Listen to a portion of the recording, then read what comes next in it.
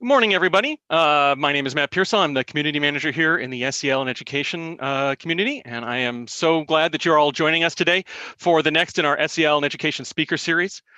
Today, I'm really excited to have a chance to sit down and talk with Neeru Mittal. Neeru Mittal is a fantastic educator. She is a STEM educator at the SRDAV Public School. She's also an MI Fellow.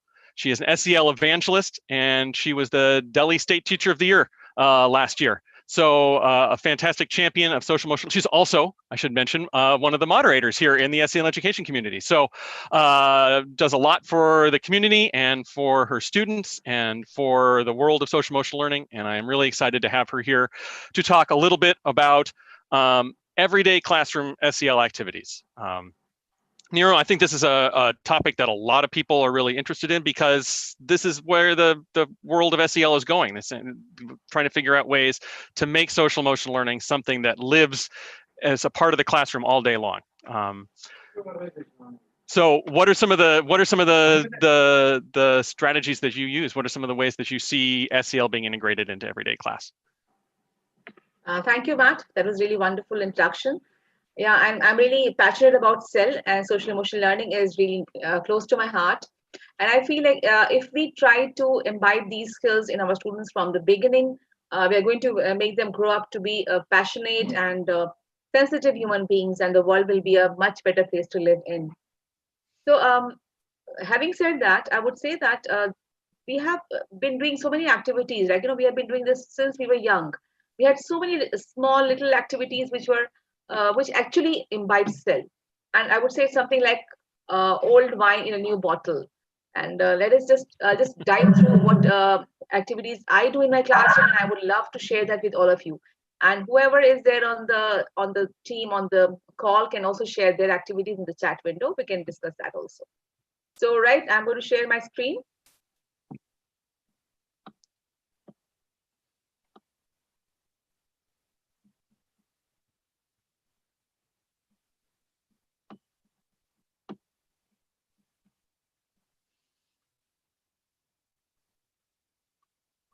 Okay, so the topic for my talk today is social emotional learning in everyday classrooms. And in everyday classroom, we would mean by pedagogies. Every teacher has got a pedagogy of teaching.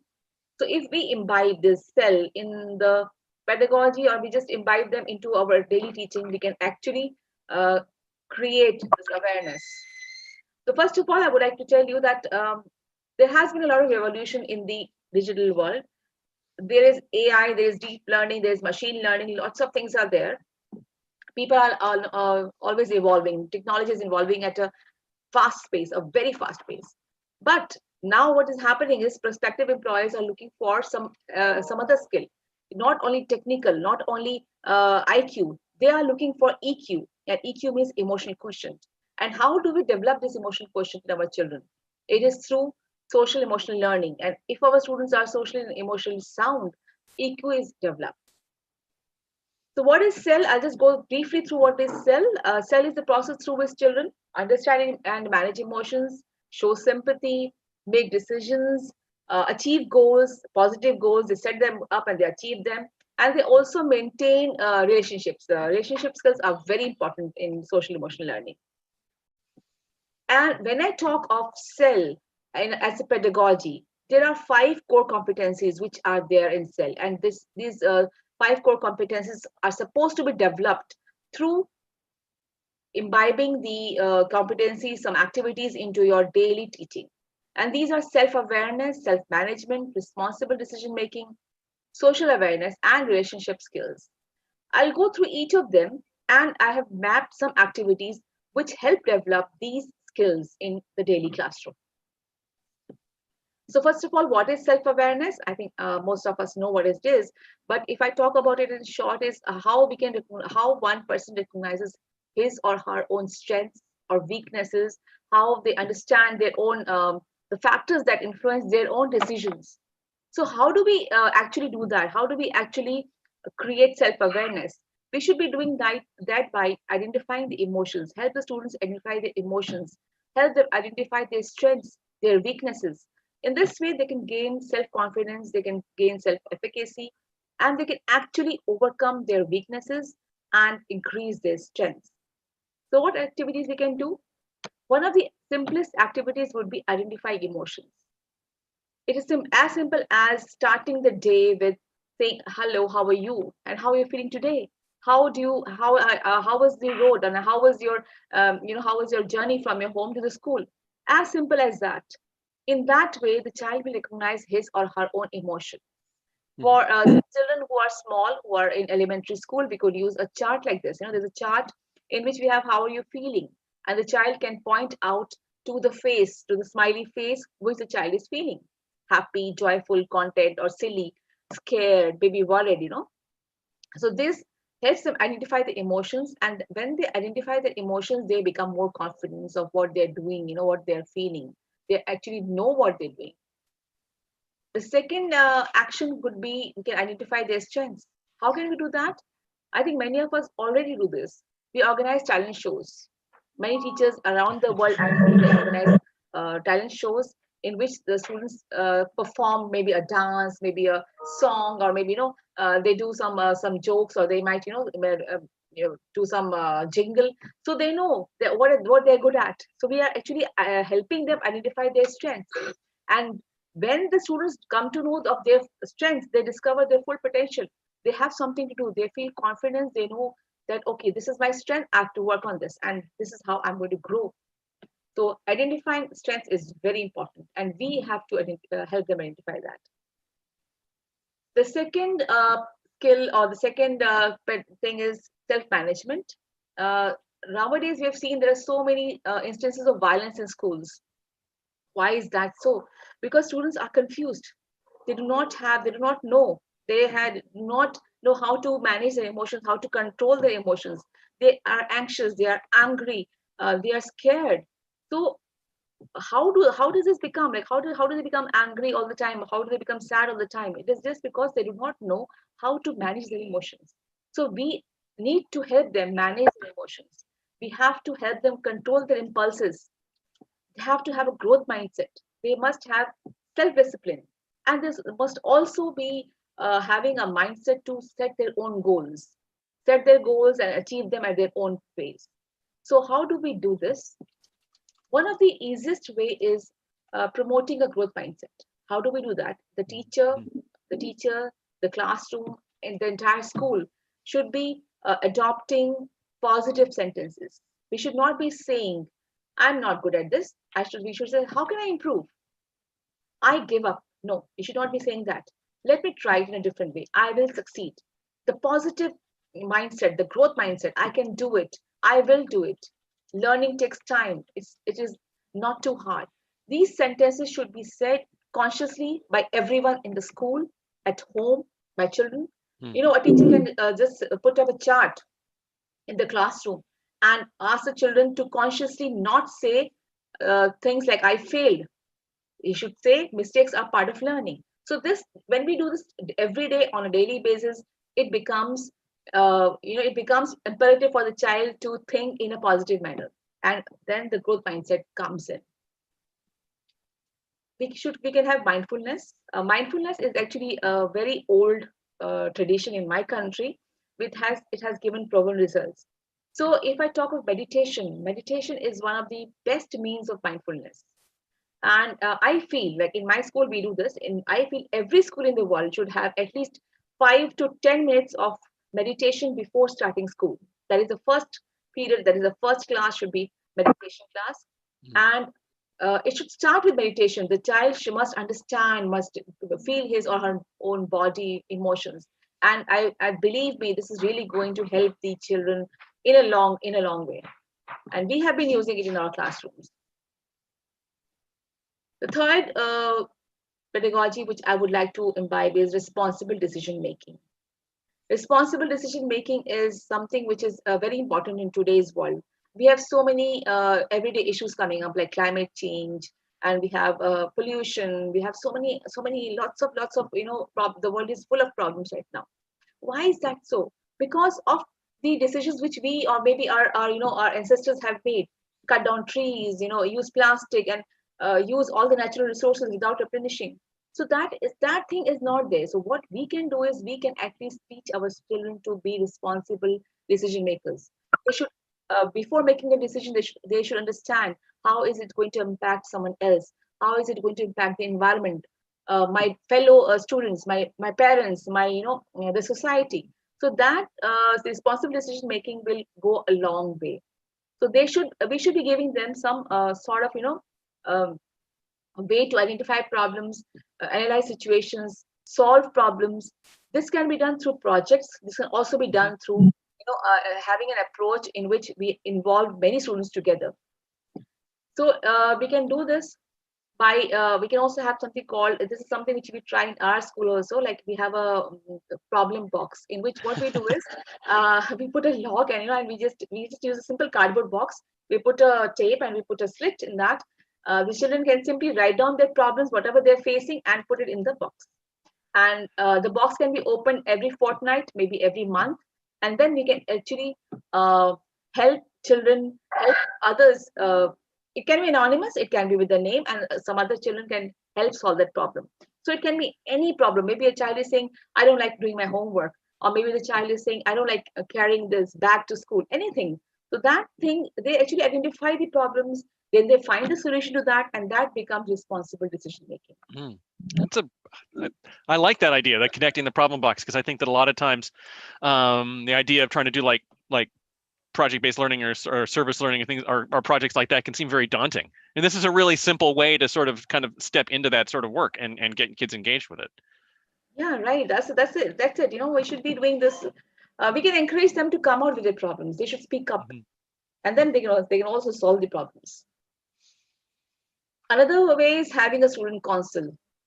Like if we can have a student, something we call a student council, in which you have students having different responsibilities for the day-to-day activities. Like for example, the class board monitor. We can have a student who takes care of all the literary activities of the classroom. So whoever student is responsible for whatever duty is given to them, that person should be completely responsible. And once this starts, it doesn't happen in a day. Like it takes time, but students slowly they become they become aware of what decisions they're making, and how their decisions are affecting the entire class or the entire community. So student council is also another way of helping them to make decisions on their own and all through their own decisions. The fourth one is relationship skills. Relationship skills are something which promote healthy and rewarding relationships. So in this, the pedagogy should be communication, social engagement. We must have something called teamwork. And teamwork, when we have teamwork, obviously relationship skills are developed. The child should not be doing things alone in solitude. We should be having teamwork always in the class. This has to be there. We can have a mentor-mentee system. We can have a buddy pair system. We can have projects which are group based. That all these things can be done by the teacher in the classroom, even in normal study periods. Like we can have team assignments. So when we have team assignments, we can divide the class into teams. They organize class events. They can present. They can do assignments. And this is being done, I think, by almost all teachers in the world. And this actually promotes teamwork. But we must stick to it. That means we must always take responsibility. The children should take responsibility of whatever assignments they're doing. They should identify each and every team member's strengths, each and every team member's weaknesses, and work upon that. Just assigning team assignments to the children is not enough. We should encourage them to recognize each other's strengths and weaknesses, adopt the strengths, and try to eliminate the weaknesses. So this is really going to help them develop interpersonal skills, I feel. This is an activity called Think, Pair, Share. Now, Think, Pair, Share is a very simple activity in which the teacher can give a project, maybe a project, very simple project, or maybe something which is more advanced for children who are in higher classes. They have to think, they have to share with each other. For example, we have an activity in the class in which the children have to find a solution for saving water in the school. How do they do it? So there might be two children who are supposed to write down a solution. Once they write down the solution, they pair it up. They see each other's solutions, and then they can actually merge them together, and then they share it with the class. So think, pair, share is an activity which can be done with any classroom at any level, elementary or advanced level. And this actually promotes a lot of collaborative learning. Students learn together, they grow together, and obviously it helps them to team up. Again, relationship skills are built up with this. When we have social awareness is actually it coincides with empathy. Empathy is one of the biggest, I would say, uh, measures of social awareness. When we can think, how we can imagine how others feel, or how others do their work, or how are others, the other parts of the world. That's how we can actually imbibe social awareness in the students. There has to be perspective taking. We should appreciate diversity. All these pedagogical approaches can help a child to become socially aware. So one of the main aims is empathy and understand others views. And the other thing is, whenever children they develop empathy, they become compassionate. And compassion is something which is lacking in today's world, because if we are compassionate, we can actually work with others, we can work for others, and make the world, as I said, a better place, to live in. So how can we do that? We can do that by promoting empathy. We can have community engagement, like in our school, or maybe in many schools in the world. We have something called community week or community month, in which once a month the children can go to their communities nearby, underprivileged students communities, or maybe some going to a nearby school which is not as privileged as they are, and then they can understand the problems faced by them. Not only understand the problems faced by them, but also work towards them. So they can actually work to the problems, they can uh, find solutions so that the community can benefit as a whole. We can also promote thankfulness. How can we do this? Promoting thankfulness through fundraiser event. Let me just explain this to you. See, when we have fundraiser events, what happens is, obviously, when we'll be having a fundraiser event, like maybe having a pool of clothes for winter, for maybe people who live on the road, who do not have, like in India, we have, in many countries, in fact, we have people who are living on the road, they do not have enough warm clothes to wear. So when we have something of this type of fundraiser event, maybe where we want to distribute the clothes to the people who do not have for the winter, students will realize how privileged they are. They have their clothes, they have good food to eat, they have their cars, or maybe they have a good education, they have access to so many good things. So what happens is, it promotes thankfulness. So when they are thankful, they have this gratitude in them. Obviously, it is very obvious that they become very much aware of their surroundings, of how they are doing in this world. So thankfulness is one of the skills which is developed when we are making something like a fundraiser event. And thankfulness is also developed, is also leads to social awareness, where we become aware of the problems of others, the problems of the world. All this will actually add up to make a child more compassionate. So, what goals have we achieved when we promote social emotional learning in the classroom? Is we have compassionate students. Compassionate students lead us to just and peaceful citizens. So, this is what I wanted to present, simple everyday activities. So, that is it Yeah, from well, my side. thank you so much. I mean, I really appreciate kind of hearing. One of the things that really stood out to me is that some of the stuff that you're calling out is stuff that educators are doing every day in their classes, but just may not realize that what they're doing is actually supporting other people's supporting their students' social emotional learning growth. Things like like a student council, or a or the asking how kids are doing in the morning. Those are things that educators do all the time, but they don't realize that they may be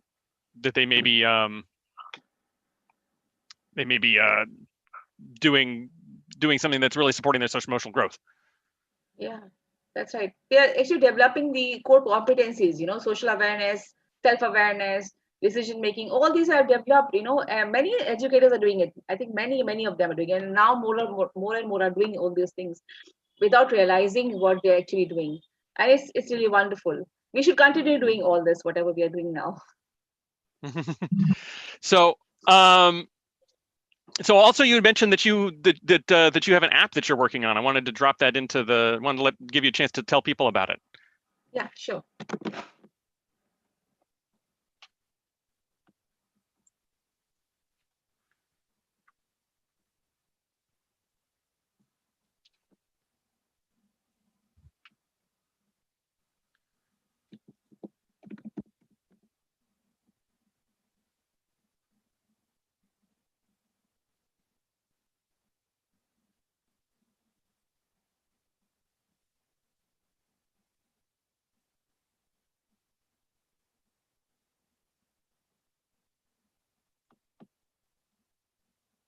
Just a second. I have just trying to.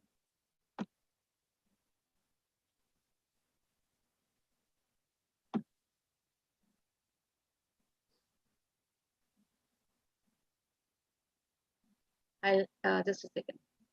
No problem. In the meantime, while you're getting that queued up, I want to let everybody know that we've actually been having a conversation in the social emotional learning education community all week around other simple activities aligned to the same framework that Neeru was talking about here around the CASEL framework. And so I'm going to drop it in the conversation in the chat here, where you can find all of those conversations we've been having this week, and you can jump in and you can join the conversation and suggest your own ideas for each stuff aligned to each one of those parts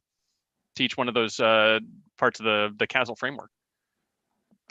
And I got a link here to the app as well. I'm going to drop into the chat so that you can see. Yeah, actually, I'm not able to share my presentation. I don't know why.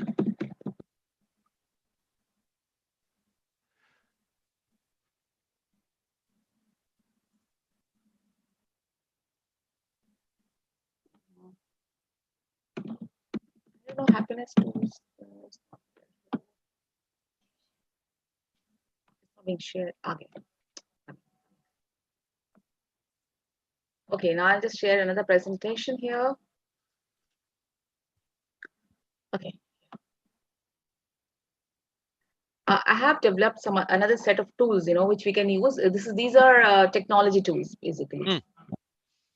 So let me just share it quickly. I don't think so we have much time. It's only 9:26, I think, right? Yeah, we're going to run up on the end of the time here, but we'd love to hear about the stuff that you're doing. This is pretty cool. Yeah. So how can we use technology to foster SEL? So here, what I'm talking about is happiness. How can we bring happiness into the classroom? Happiness, I think, it covers everything. It covers all the SEL competencies. If a child is happy, everything can happen. We can do wonders with the children. The learning really happens. So here, we do how does it benefit the learners of today is improved academic performance, better behavior patterns, better perception of life, and they are more successful in life. So if I talk about being happy, these are the tools, which we can use in our daily classrooms. Flipgrid, Sway, Skype in the classroom, Minecraft, and OneNote. All these tools I've been using in my classroom, and I think everyone can use. Now, if I talk of Flipgrid, we can create a gratitude wall. A gratitude wall would be where we can. This is a gratitude wall, which is of my children here, of my students here. What happens here is, students, they record their everyday stories of 3 people who have helped them. Maybe it can be a friend, it can be a teacher, it can be anyone. So what happens is they share their stories here, and they are recorded in this wall, which is created using Flipgrid. Flipgrid is a tool, a free online tool, which can be used. It's actually a video aggregated tool. We can group all the videos together in one place. Like you can see here, these are my students, and they have created these videos. If I click on this, I don't know it's gonna work. Yeah. So here, you'll be able to see one of my students, speaking. Oh, cool. Yeah. So when I click on this, I don't know if you'll be able to hear. Have I?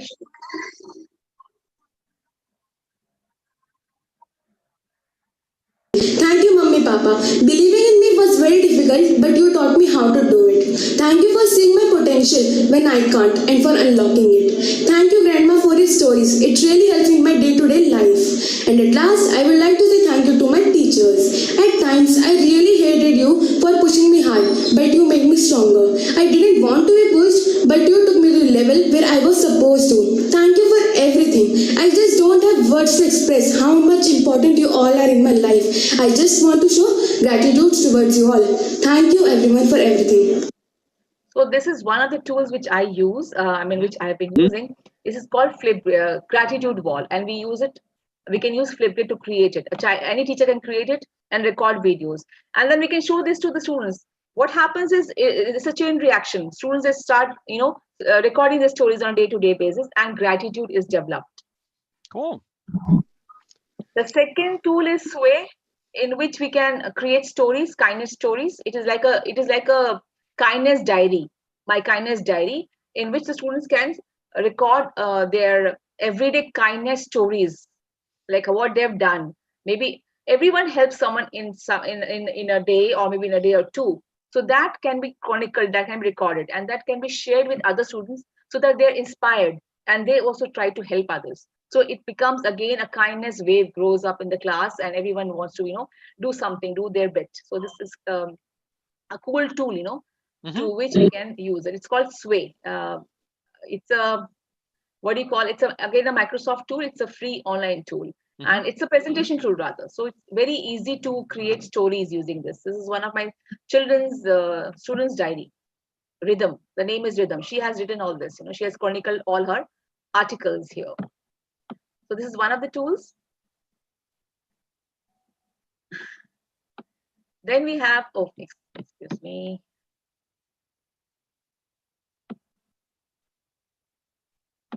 We have Skype in the classroom. Skype in the classroom can be used. I think many educators know how it is used.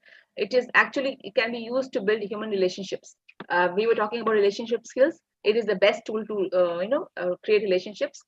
We can have the students can also work globally on this on projects using Skype, and students can connect. They can form lifelong relationships with classrooms around the world. We can have Skype buddies. We can have we also have teachers who are friends for life because of Skype, and I can see some of the activities in my classroom and in other classrooms. So they actually interact with each other, and then this classroom, for example, and this classroom, for example, these two classrooms are our buddy pairs, our Skype buddies. We keep on, interacting with them, working on projects, and finding solutions to so many things in our classroom.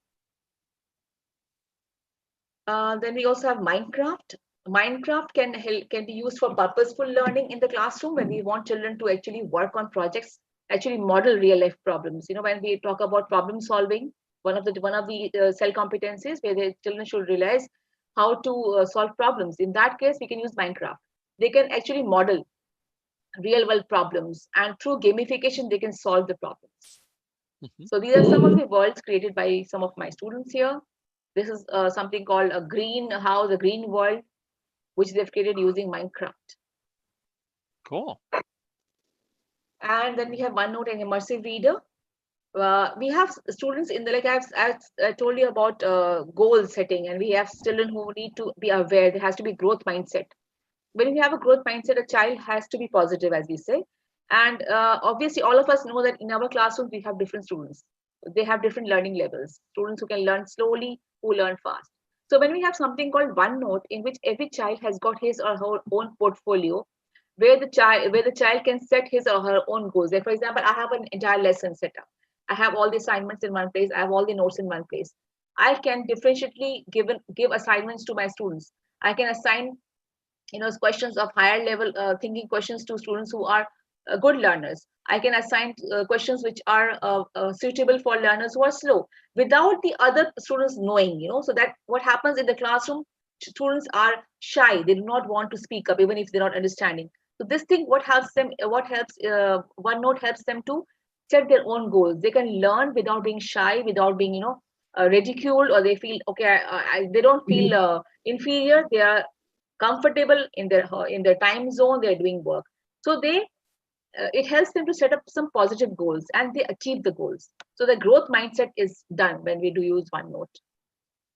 And I find it a very, it's a very wonderful tool. Mm-hmm. We don't And have that's time, free, otherwise- right? That's free for educators to use, OneNote for Education. Yeah. Yes, that's completely free. Actually, there's not much time, but otherwise I would have demonstrated this also. But well, we're coming up on the end of our time together. I don't want to take too much more of your time because I know it's the middle of, it's getting late for you. But I just want to say thank you so much for not just for being here today to talk with us about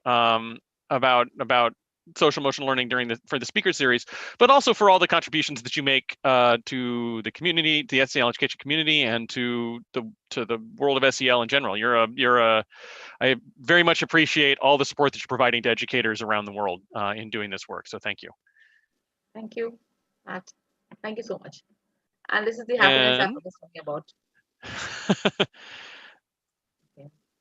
Oh, are you going to talk about your happiness app here?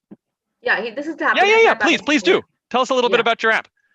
Yeah, so this is the happiness app. You can find it on the Google Play Store by the name Hacking Happiness.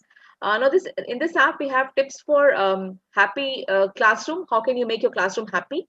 How can the teacher be happy? Obviously, if the classroom has to be happy, the teacher has to be happy, first of all. I feel that if I'm happy, I can make my students happy, or I can make anyone else happy. So taking care of yourself is also a very important thing. So there are some happy teacher tips. There are happiness tools, which I just discussed. I think I discussed it just now, like Flipgrid and Skype in the Classroom, all those tools, how can you can use them. Detailed, how can you use them, the links which are there, which are provided, ideas, how you can use them. There are, again, simple everyday classroom SEL activities. And we also have something called happiness survey, which is very important. I call it the emotional quotient or the happiness quotient. A child or a teacher can take this survey and they can actually analyze how happy they are. And depending on the result, there are some activities which are suggested. For example, suppose the result is, if the score is between 30 and 40%, that means you are happy, keep doing whatever you're doing to make yourself happy. And if the score is between 20 and 30, then you should, work on your happiness skills. You should be doing, some activities. So those activities are also given in this app. So this app is completely free. It is an Android app available on the Google Play Store. And I would encourage you all to download and just use it for your classroom. And the link is right here in the chat for anybody who wants to take a look at it. So check it out. I'm looking at it right now. It looks really cool. All right. Well, thank you so much, Neeru, for joining us. I really appreciate it. I want to let everybody out there know that that this is not the end of the conversation. Please feel free to join us in the SEL and education community. I see the link right there. The link's also in the chat, and where we continue conversations like these every day. We will see you there. So without further ado, thank you very much, Neeru. We'll see you in the community, and we'll see everybody else there as well. Yes, bye-bye, Matt. Thank you so much.